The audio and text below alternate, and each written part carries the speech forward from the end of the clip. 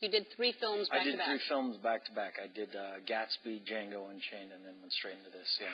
Wow. 3 great movies. Thank you. In 1 year? No, not in 1 year. It was about a year and a half. Yeah. Wow, that's amazing. Yeah. And you forget about Django Unchained and Gatsby and... how long have you been off now? It's been about a year, and I still don't have... I mean, this film took really everything out of me. But you're good at relaxing and doing... Oh, I'm great. Yeah. Well, if you're just doing nothing and around, you can come here every day if you like. Just hang out? Yeah, you can come by. I'll just put a chair back there. Hang out by the plant. Yeah. And just sort of stare at you. Like right, I'll just put a chair right there, and you just sit there. In a really creepy way. Yeah. Just like I'll just be sitting up there. Nothing's creepy about you looking at me. That's fine. So let's talk about you. We were just talking during the break. You had an amazing fundraiser, and you sold art for your environmental foundation. What is the name of it? It's called LDF, and we kind of focus on protecting, endangered species and their ecosystems. So, coral reef systems, jungles that are home to sort of top predators, sharks, tigers, things like that. I love that. Yeah. I love that you're doing that, and you're protecting sharks.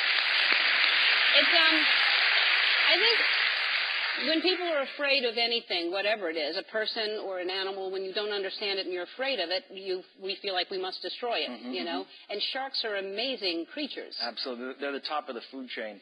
And 90% of them have sort of been eliminated from the oceans. But, the truth is that these things have no voice, and only 2% of philanthropy goes towards environmentalism, which is, microscopic compared to the benefits that it gives us. So, my whole goal with that auction was to really try to isolate some of these places and protect them for all time. That's my goal. And you had an encounter with a shark?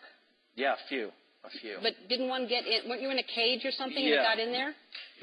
When I work with these NGOs, these nonprofit organizations, you kind of go on the ground, you see what's happening. I did a whole excursion where I went to Nepal, went on elephant back and looked for tigers. Of course, for 4 days I was there, didn't see a single tiger. They blend into the jungle, and the elephants sort of go up on their hind legs, and they react to a tiger being there, but you can't actually see them.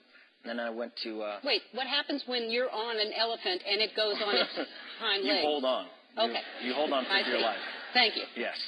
And then I went scuba diving looking for sharks, and I had a huge fear of sharks.